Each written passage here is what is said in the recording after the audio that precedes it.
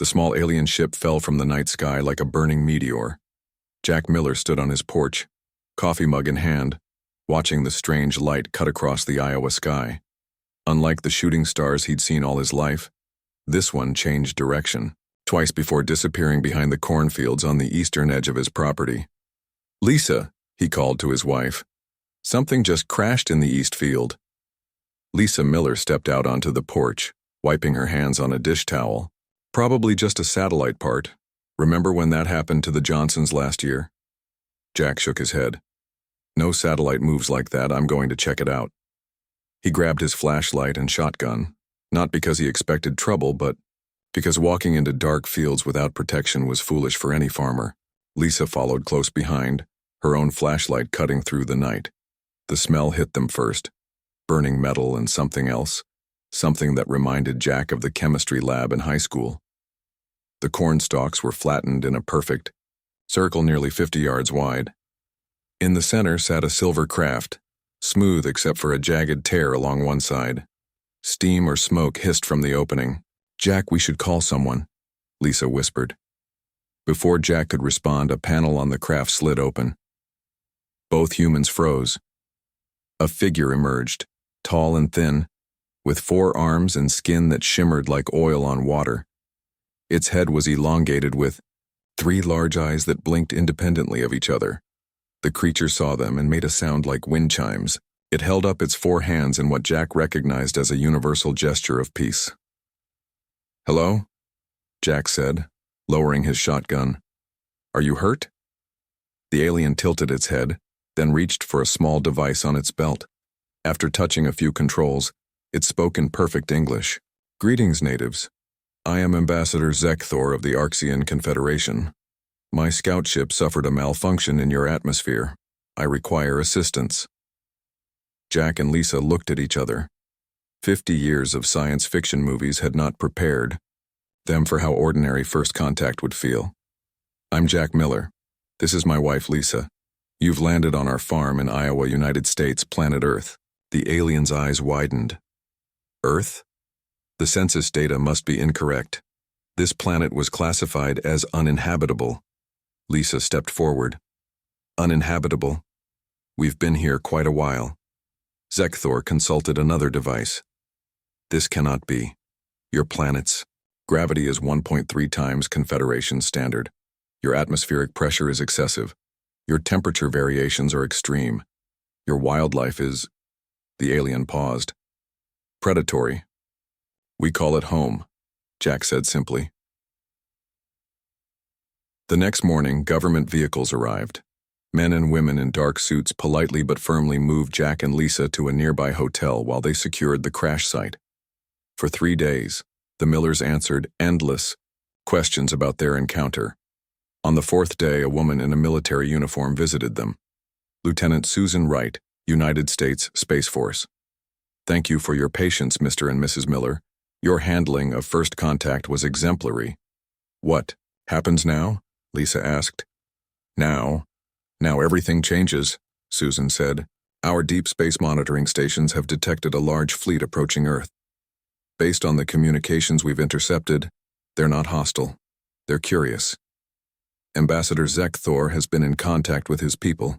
They're calling Earth a Category 5 death world and us highly evolved apex predators." Jack laughed. "We're farmers," Susan smiled. "To them, even our farmers are remarkable. Their medical scans show that your muscle density is twice their species average. Your bones are nearly unbreakable by their standards. Your reflexes are, quote, alarmingly fast. And your problem-solving capabilities, the fact that you approached an alien craft with nothing but a shotgun and offered help instead of running away, that impressed them most of all." The weeks that followed were a blur of activity. World leaders formed the Earth Defense Coalition, not because they expected a fight, but because humans always prepared for the worst. Lieutenant Wright was appointed as humanity's military liaison to the Confederation. Jack and Lisa found themselves named as cultural ambassadors, their simple act of kindness making them ideal representatives of humanity's better nature. 90 days after the crash in Iowa, the Confederation fleet entered Earth orbit. The ships were beautiful, gleaming silver and blue, shaped like giant leaves that caught the sunlight. Smaller vessels descended to every major city on Earth. At the formal reception in the United Nations building in New York, Jack and Lisa stood beside world leaders as Ambassador Zekthor introduced the Confederation Council. "We have encountered many species across the galaxy," the alien ambassador announced. "But never have we found intelligent life on a Category 5 death world. Your very existence challenges our understanding of evolution." The alien turned to address the human representatives directly. "You have developed on a planet that would kill most Confederation citizens within hours. Your bodies can withstand impacts that would shatter our bones. You can survive temperature ranges that would freeze or boil our blood. You eat plants and animals that would poison our systems. Your immune responses fight off microbes that devastate our populations." Jack noticed that several alien delegates stepped back slightly as Zekthor listed these facts. "And yet," the ambassador continued, "you have developed art, music, philosophy, and a respect for life that matches our own. You are, in essence, predators with the souls of poets. This is unprecedented." President Clark stepped forward. "We thank the Confederation for this peaceful contact. Humanity is ready to join the galactic community." The next day, the details were explained to the public. The Confederation included over 300 species from 2,000 worlds. They maintained peace through cooperation and trade. They had never encountered a species from a world as harsh as Earth. "They want to study us," Susan told Jack and Lisa over dinner at the hotel. "They're offering technology, medical knowledge, and access to the stars. In exchange, they want to understand how we evolved in such an extreme environment." "They're afraid of us," Lisa observed. Susan nodded. "Some of them are. Our natural strength makes many of the delegates nervous." One of them compared shaking hands with a human to shaking hands with a rock beast from their mythology. "But we're not violent," Jack protested. "Our history says otherwise," Susan replied. "They've been studying our broadcasts, our internet. They know about our wars, our conflicts. What impresses them is that despite our capacity for violence, we've chosen to build societies based on cooperation." Within 6 months, the first human volunteers departed Earth on Confederation vessels. They would serve as specialists in environments too dangerous for other species. Earth opened diplomatic relations with 30 alien governments. Schools began teaching xenobiology and alien languages alongside traditional subjects. Lisa started a program helping alien visitors adjust to Earth's higher gravity. Jack found himself conducting tours of his farm for scientists who couldn't believe that food could be grown in soil so rich with potentially toxic minerals. As night fell on the 1-year anniversary of the crash, Jack and Lisa sat on their porch, looking up at stars that now held new meaning. "Do you think we made the right choice?" Lisa asked. Joining them, Jack thought about the medical advances already flowing from Confederation knowledge. Diseases that had plagued humanity for centuries now curable. He thought about the environmental technologies that were cleaning Earth's air and water. He thought about the first human colony ships preparing to settle worlds that other species found too harsh. "I think we found our place," he said. "They need us as much as we need them. They've been exploring the stars for 1,000 years, but they've been avoiding the difficult places, the dangerous worlds. With our help, they can go everywhere."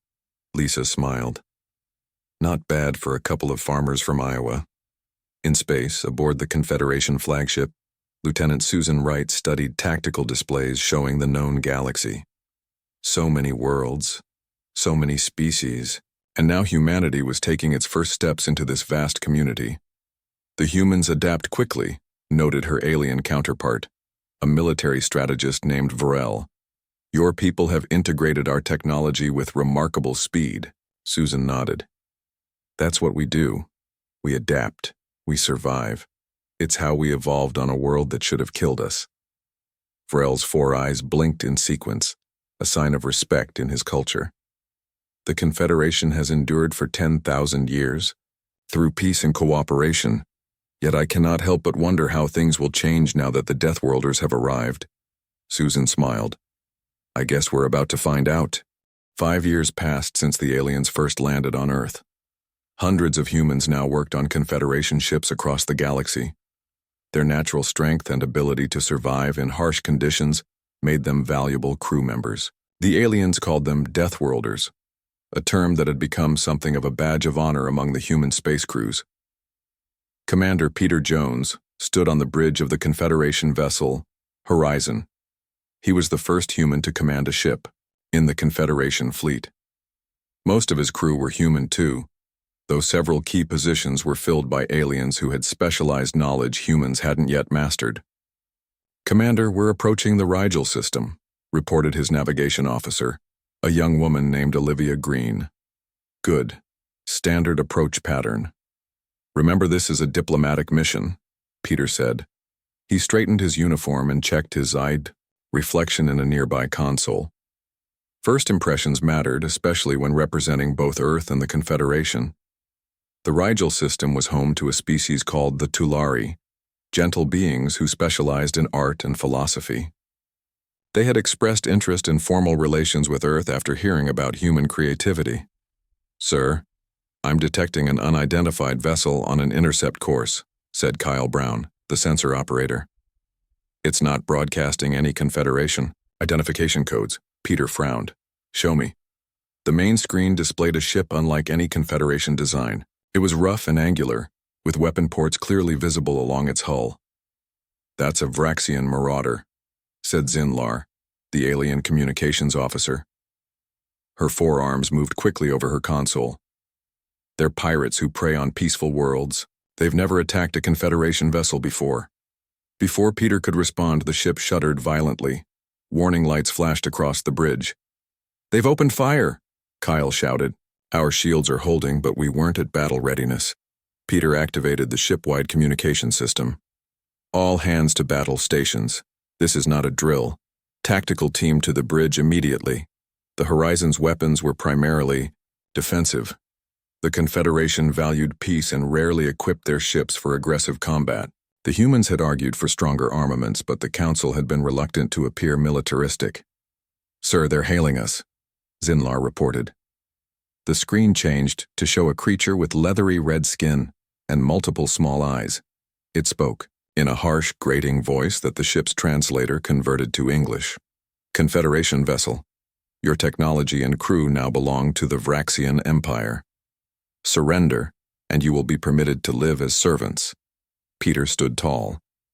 "This is Commander Peter Jones of the Earth contingent of the Confederation. We are on a diplomatic mission. Cease your attack immediately." The Vraxian laughed, a sound like stones grinding together. "Ah, the famous Deathworlders. We have heard of your kind. Your reputation is exaggerated. No species can resist the Vraxian Empire." The communication ended abruptly. The ship rocked as another blast hit their shields. "They're targeting our engines," Kyle reported. "Shields down to 60%. The door to the bridge slid open and 4 humans in combat gear rushed in. The tactical team was led by Security Chief Rita Wilson, a former Marine. "What's the situation, sir?" Rita asked. "Vraxian pirates. They want to capture the ship. Defensive. Options only for now." Rita nodded. "We've trained for this. Permission to deploy countermeasures?" "Granted. Keep them from boarding at all costs." As Rita's team moved to secure vital areas of the ship, Peter turned to his engineering officer, a brilliant man named Alan Foster. "Alan, do we have any tricks up our sleeve? Something they won't expect?" Alan thought for a moment. "The artificial gravity system. We could modify it to create localized gravity fluctuations." "What would that do?" "For us, with our Earth physiology, it would be uncomfortable but manageable. For the Vraxians, who evolved on a low-gravity world, it could be incapacitating." Peter smiled. "Do it." Another blast rocked the ship. The lights flickered and several control panels sparked. "They've locked a tractor beam on us," Kyle reported. "They're pulling us in." Zinlar's hands trembled on her console. "Commander, Vraxians are known for their cruelty. If they board us..." "That's not going to happen," Peter assured her. "How long until the gravity modification is ready?" 2 minutes, Alan replied from his station. "We don't have 2 minutes, Rita called from the security station. "They're extending docking tubes now." Peter made a quick decision. All non-human crew, secure yourselves to your stations. Everyone else, prepare for gravity fluctuations. He activated the ship-wide communication again. All human crew, this is Commander Jones. Prepare for variable gravity. Non-human crew, secure yourselves immediately. We are about to be boarded by hostile forces. The moment the first docking tube connected to the Horizon's hull, Alan activated his modified gravity system. Throughout the ship, gravity began to cycle wildly, from nearly 0 to 3 times Earth normal and back again in unpredictable patterns. The human crew, though uncomfortable, could function. They had trained in variable gravity conditions, and their Earth-evolved bodies were designed to handle greater pressure than most species in the galaxy. The effect on the boarding Vraxians was dramatic. As they forced their way through the airlock, the sudden crush of high gravity brought them to their knees. When the gravity suddenly dropped, they floated helplessly, unable to control their movements. Rita's security team, wearing magnetic boots and using handholds built into the corridors, moved efficiently through the changing gravity. They stunned the disoriented Vraxians with non-lethal energy weapons and secured them with restraints. On the bridge, Peter gripped his chair as the gravity shifted. Status of the enemy ship? They're attempting to disengage, Kyle reported. I think they realize the boarding action has failed. Can we disable their engines? Peter asked. Alan checked his console. If we redirect power from our shields to the forward energy projector, we might be able to disable their propulsion system. Do it, Peter ordered. The Horizon fired a concentrated energy beam at the Vraxian vessel. It struck precisely at the engine housing, causing a cascade of explosions along the pirate ship's hull. Their engines are offline, Kyle reported with a grin. They're dead in space. Peter nodded in satisfaction. Normalize gravity and prepare a boarding party. Let's return their visit. Led by Rita, the human security team boarded the Vraxian vessel. They encountered minimal resistance. Most of the crew were still recovering from the gravity shifts or were trying to repair their damaged systems. In the pirate ship's command center, they found the captain, the same red-skinned alien who had demanded their surrender. Rita brought him back to the Horizon in restraints. The Vraxian captain snarled at Peter. No one has ever defeated a Vraxian raider before. There's a first time for everything, Peter replied calmly. The Confederation will decide what to do with you and your crew. After securing both vessels, Peter sent a report to Confederation headquarters. The response was immediate. A rapid response fleet was dispatched to take custody of the pirates and escort the Horizon to safety. News of the encounter spread quickly throughout the Confederation. Humans had faced their first violent species among the stars and had prevailed without casualties on either side. In the ship's mess hall that evening, Peter found his crew in high spirits. The aliens among them looked at their human colleagues. With new respect, Commander, said Zinlar, approaching Peter's table. I must confess something. When I learned I would be serving with humans, I was afraid. We had heard that Deathworlders were naturally violent and dangerous. Peter nodded. That's what many in the Confederation believe.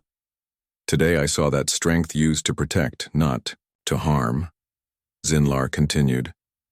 The Vraxians would have shown no mercy, yet you took them prisoner rather than destroying them. That's the human way, Peter said. At least, it's the way we're trying to be. We're strong because our world made us that way. But how we use that strength, that's our choice. As the Horizon continued its journey to Rigel, word of the encounter with the Vraxians traveled faster than the ship itself. By the time they arrived, the Tulari welcomed them not just as artistic kindred spirits, but as protectors. And throughout the Confederation, the perception of humans began to change. They were still Deathworlders, still naturally dangerous by the standards of most galactic species. But now they were also seen as something else. Defenders willing to stand between the peaceful worlds of the galaxy and those who would prey on them. 20 years had passed since humans first joined the Confederation. Earth was no longer just a single point of light in the vast galaxy.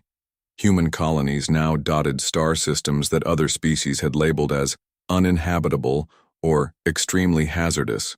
Colonel Maria Garcia stood at the observation window of Fort Hope, the first human military outpost beyond Confederation space. The massive space station orbited a stormy gas giant in the Nexus cluster, a region known for intense radiation and unpredictable gravitational waves. "Status report," Maria said to her second-in-command. "All systems normal, Colonel," replied Lieutenant Eric Adams. "The new shield generators are handling the radiation better than expected, and the miners have reported another rich vein of stellarium in the asteroid belt."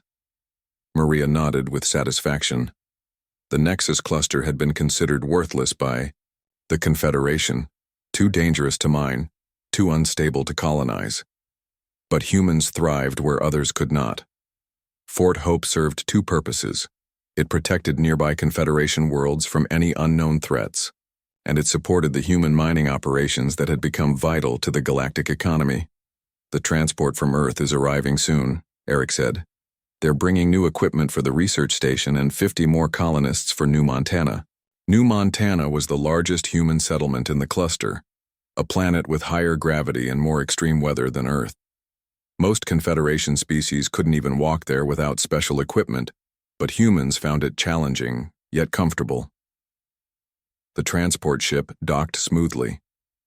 Maria greeted the new arrivals, including a stocky man with weathered hands and a confident smile. "Frank Bennett," he introduced himself, shaking Maria's hand firmly. "Former coal miner from West Virginia. Now I run Bennett Industries." Maria had heard of him. Bennett had started his company 5 years ago with just 3 mining ships. Now he operated the largest human-owned business in Confederation space. "What brings you all the way out here, Mr. Bennett?" Maria asked. "Opportunity, Colonel. The Nexus cluster has resources the Confederation needs but can't extract themselves. My company has developed new mining techniques specifically for high radiation environments." Maria showed Frank around the station. From the observation deck, they could see mining ships moving among the asteroid field, their special shields glowing against the radiation. "Beautiful sight," Frank said. 20 years ago, humans had never left our solar system. Now we're mining resources in places aliens thought were impossible to work in. "The Confederation is getting nervous about our expansion," Maria admitted. "Some species are raising concerns about humans controlling too many resources." Frank shrugged. "They need us. Their bodies aren't built for this kind of work. We're not taking anything from them. We're accessing resources they never could." Later that day, Maria received an urgent message from Earth. She met with Intelligence Officer William Perry in her private office. "We've intercepted Vraxian communications," William said without preamble. "They're building up forces along their border with the Confederation." Maria frowned. The Vraxians were the only openly hostile species humans had encountered among the stars. After their defeat by Commander Peter Jones 5 years ago, they had retreated to their territory, but tensions remained high. "Have you shared this with the Confederation Council?" she asked. William nodded grimly. "They dismissed it as human paranoia. They said the Vraxians wouldn't risk open warfare against the entire Confederation." "They don't understand predator thinking," Maria said. "The Vraxians are hunters like our ancestors were. They respect strength and exploit weakness. They saw the Confederation as weak before humans arrived, and now they see us as the only real threat." Over the next month, Maria quietly prepared Fort Hope for potential conflict. She increased patrol ships around the Nexus cluster and accelerated the installation of new weapon systems. Frank Bennett contributed by retrofitting mining vessels with defensive capabilities. "Mining ships have powerful cutting beams," he explained. "With some modifications, they can serve as support vessels if needed." Then, without warning, the attack came. Not at Fort Hope, but at 6 Confederation worlds simultaneously. The Vraxian fleet had managed to bypass early warning systems by using secret jump points unknown to Confederation cartographers. The distress calls flooded in. Confederation defense forces, used to centuries of peace, were overwhelmed. 3 worlds fell within hours.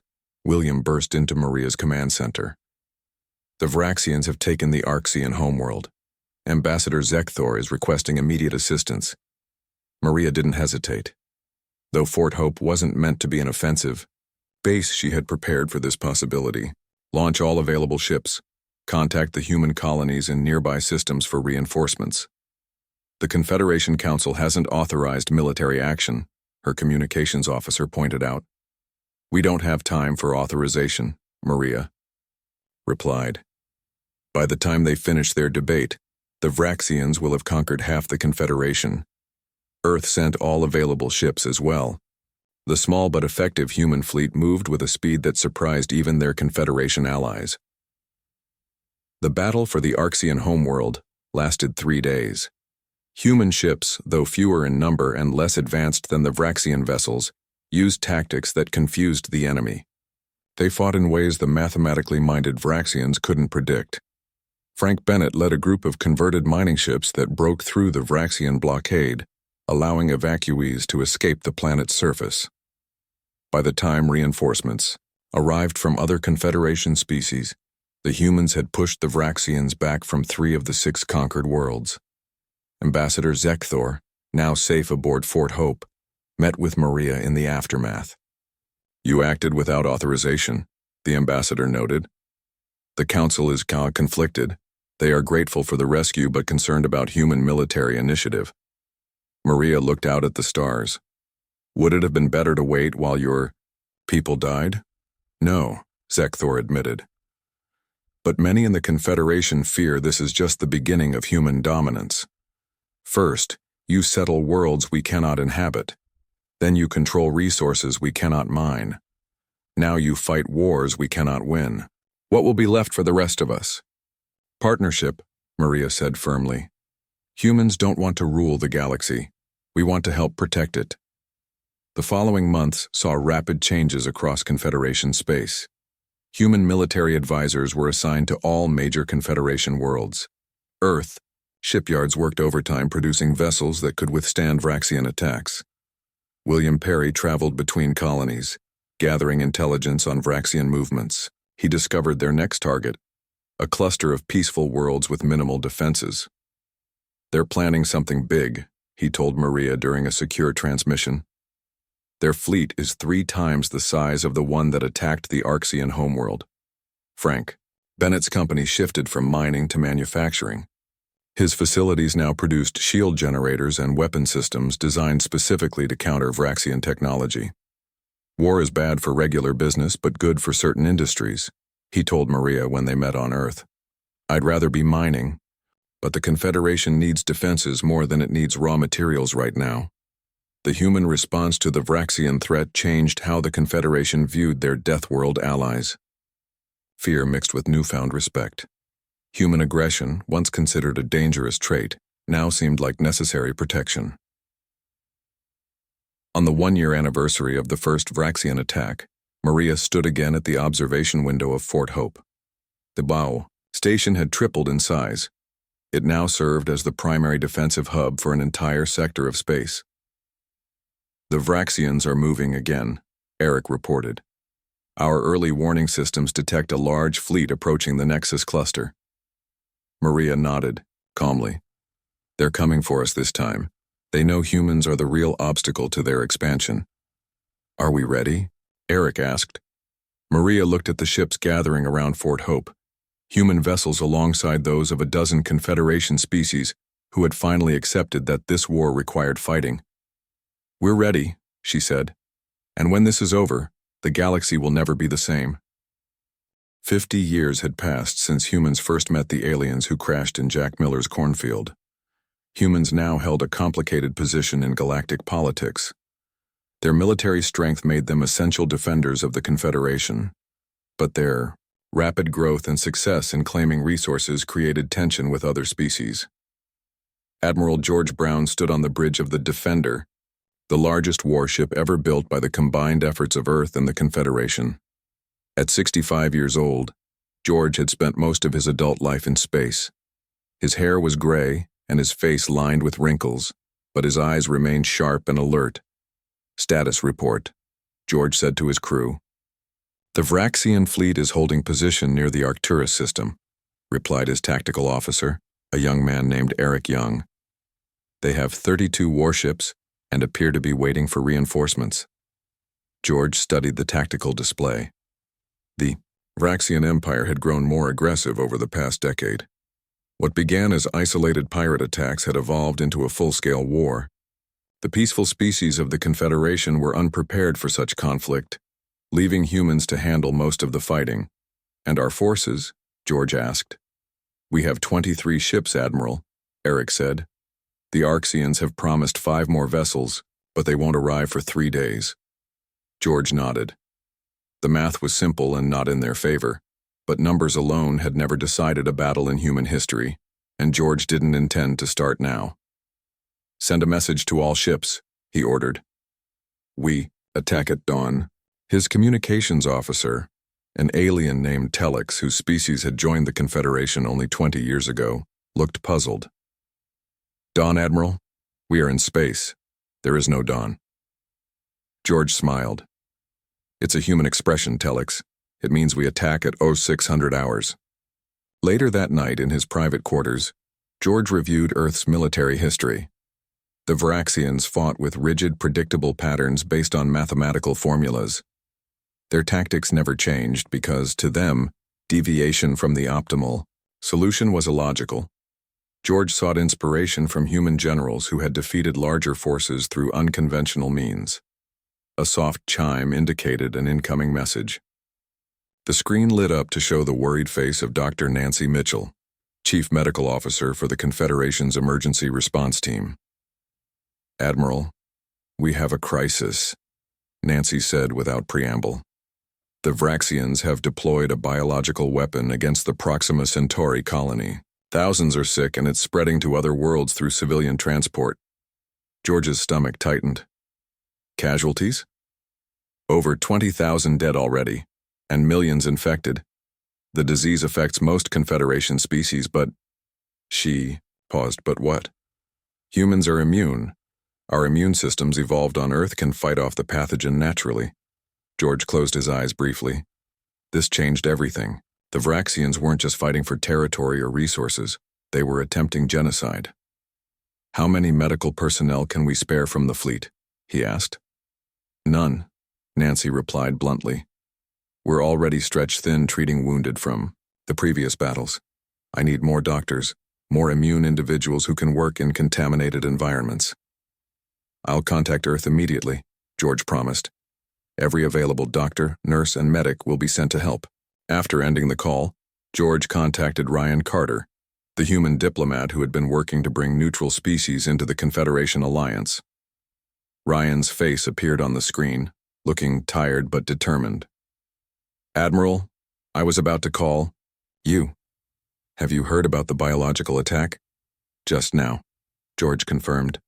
"This changes our strategic position. We need those neutral species now more than ever." Ryan nodded. "The Kelvarian Dorn have finally agreed to join our coalition. The biological attack convinced them the Vraxians won't stop with current Confederation members." "How soon can their ships join our fleet?" "They're mobilizing now. But George, there's something else you should know. Our intelligence suggests the Vraxians are building something big, some kind of superweapon. We don't have details yet, but whatever it is, they're rushing to complete it." George frowned. "We can't wait for it to be finished. We attack tomorrow as planned." The next morning, George addressed the combined fleet. His image was transmitted to every ship, human and alien alike. "Today we face an enemy that threatens not just our territories or our resources, but our very existence. The Vraxians have shown they are willing to use biological weapons against civilian populations. They must be stopped." He paused, letting his words sink in. "Our fleet is outnumbered, but we have something the Vraxians lack: diversity of thought. Each species among us brings unique perspectives and strengths. Today, we will use that diversity to achieve victory." The battle plan George had developed broke every rule of conventional space warfare. Instead of forming a unified front, the Confederation ships split into small, irregular groups. Some disappeared into nearby nebulae, using the cosmic dust as cover. Others positioned themselves near asteroid fields where the Vraxian sensors would be less effective. When the battle began, The Vraxian commanders were confused by the seemingly chaotic movements of the Confederation fleet. Their battle computers could not predict the humans' next moves because there was no logical pattern to analyze. George's flagship led a direct assault on the Vraxian command vessel.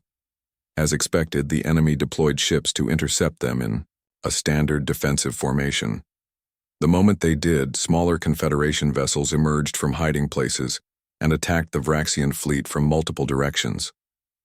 "Admiral, the enemy formation is breaking down," Eric reported with excitement. "They're trying to regroup, but our attack vectors keep changing too quickly for them to respond effectively." George nodded in satisfaction. "Press the advantage. Don't give them time to calculate a new strategy." By the end of the day, the Vraxian fleet had lost 12 ships and was in retreat. The Confederation had lost only 5 vessels, a remarkable outcome given the initial odds. As the crew celebrated their victory, George received an urgent message from Confederation headquarters.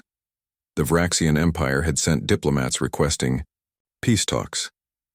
Their terms were simple but shocking.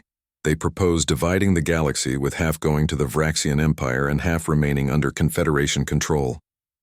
"They're losing the war, yet they demand half the galaxy?"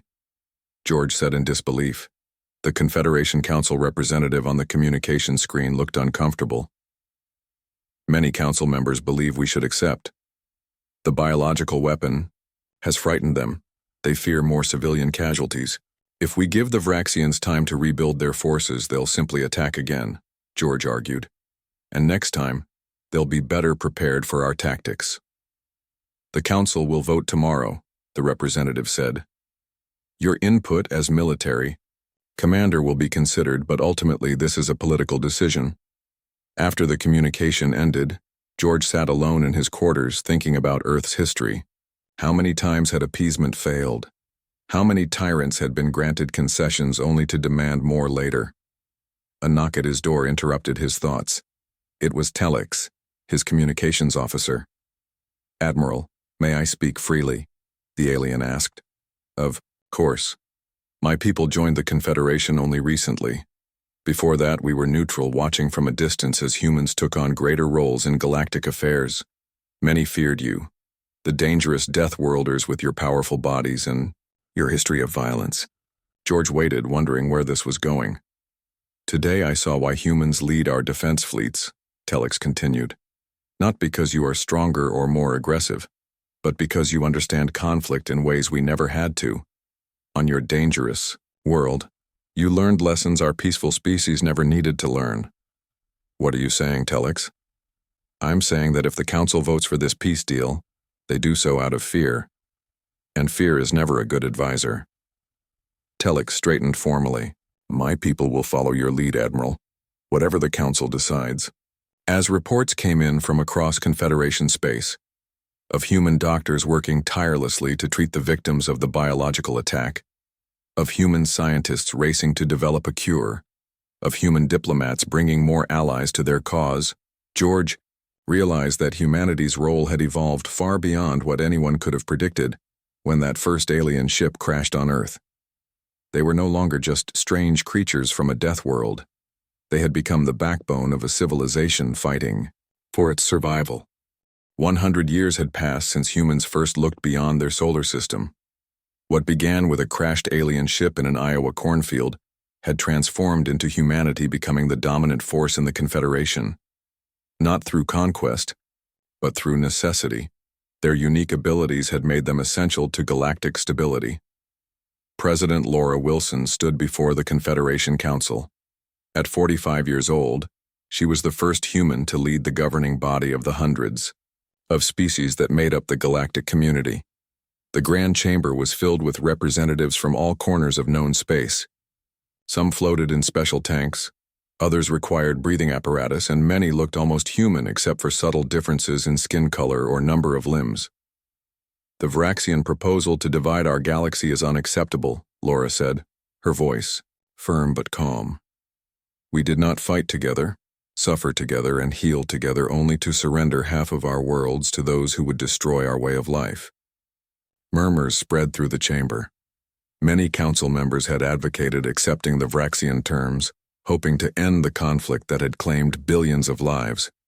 Instead, Laura continued. I propose a final offensive, not to conquer or destroy, but to liberate. The Vraxian people themselves are not our enemies. Their leadership, driven by greed and hunger for power, has led them down this path. She activated a holographic display showing a detailed battle plan. It centered on a direct assault on the Vraxian homeworld, something previously considered too risky to attempt. This plan was developed by Admiral Brown and refined by our best tactical minds from all member species.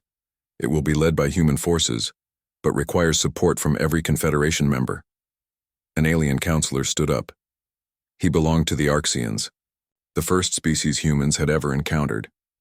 President Wilson, this plan risks everything. If it fails, we lose not just the war, but perhaps our entire civilization. Laura nodded. Yes, Counselor. Any great change requires risk. But consider the alternative. The Vraxians have already deployed biological weapons. They will not honor any peace agreement once they have rebuilt their forces. Another counselor rose, this one from a species that evolved in low gravity. Her voice was translated through a device on her thin neck. Humans have always been quick to suggest military action. It is your nature coming from your violent world. Laura smiled slightly. It is true that Earth shaped us into creatures ready to fight when necessary, but it also taught us to value peace because we know the true cost of war. We don't suggest this action lightly. After hours of debate, the council voted. The result was narrow, but Laura's plan was approved. The final offensive against the Vraxian Empire would proceed. 3 months later, the largest fleet ever assembled in galactic history approached the Vraxian homeworld. It was led by Admiral George Brown aboard the flagship Unity. Unlike previous Confederation vessels, the Unity had been designed specifically for combat, with weapon systems that could disable rather than destroy whenever possible. All ships report ready, Admiral, said Commander Eric Young, now George's second-in-command. George nodded, feeling the weight of history on his shoulders. Begin the operation. The battle that followed would later be known as the Liberation War. It lasted 17 days and cost thousands of lives on both sides. The Vraxian defense was fierce, but the combined Confederation forces fought with unprecedented coordination. Human soldiers led the most dangerous missions, their bodies, better able to withstand the harsh conditions of combat, but every species contributed according to their unique abilities. The Kelvari, with their enhanced vision, served as scouts. The Dorn, resistant to radiation, cleared paths through damaged areas. The Arxians, with their four-armed dexterity, operated the most complex medical equipment to save lives on both sides. On the 17th day, Vraxian High Command surrendered. Their leader, Supreme Commander Vrax, was captured in his underground bunker by a team led by Colonel Maria Garcia, who had once commanded Fort Hope, the first human military outpost beyond Confederation space. You think you've won? Vrax snarled at Maria as she placed him in restraints. But you've only proven that humans are the most violent species in the galaxy. The others will see that eventually. Maria looked at him calmly. We didn't destroy your world when we could have. We didn't use biological weapons against your people when you used them against ours. We're offering your people a place in the Confederation, despite everything that's happened. That's not violence, Commander. That's mercy. The aftermath of the Liberation War saw unprecedented cooperation across species. Rather than punishing the Vraxian population, President Laura Wilson established a rehabilitation program. The former enemies would be integrated into the galactic community, a concept that had never been tried before in Confederation history. Punishment creates only more enemies, Laura explained to the Council. Inclusion creates allies. This is a lesson from Earth's history that we can apply to the stars. 5 years after the war's end, human colonies constituted nearly half the inhabited worlds in the galaxy. Their adaptability allowed them to settle planets that other species considered too dangerous or difficult. Earth technology combined with alien knowledge accelerated development throughout known space. The old prejudice against Deathworlders gradually transformed into respect, though some tension remained. Humans introduced concepts like competitive sports, creative arts, and representative democracy to species that had never developed such ideas independently. On a small research vessel at the edge of the galaxy, Captain Daniel Miller adjusted his uniform. At 35 years old, he was tall and strong like most humans, but his gentle eyes showed the compassion that had become the hallmark of Earth's representatives among the stars.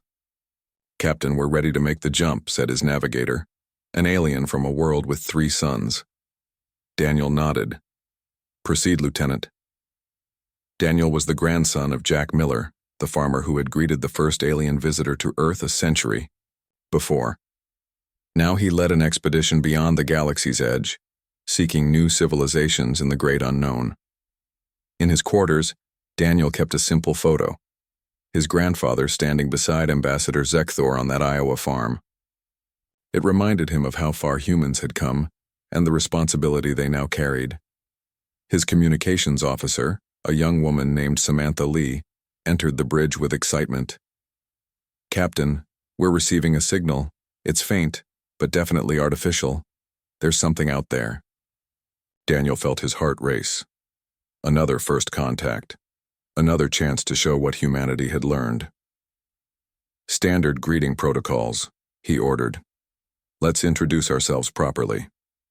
As the ship moved toward the source of the signal, Daniel thought about the journey that had brought humans to this moment. They hadn't conquered half the galaxy through force of arms or dreams of empire. They had done it through their natural adaptability, resilience, and willingness to protect others. Traits forged in the crucible of Earth, the death world that produced a species uniquely qualified to thrive among the stars. The signal grew stronger. A new chapter in galactic history was about to begin, with humans once again at the center. Not as conquerors, but as explorers. Not as warriors, but as protectors. Not as fearsome Deathworlders, but as friends reaching out a hand in greeting. "Open a channel," Daniel said. "Let's say hello."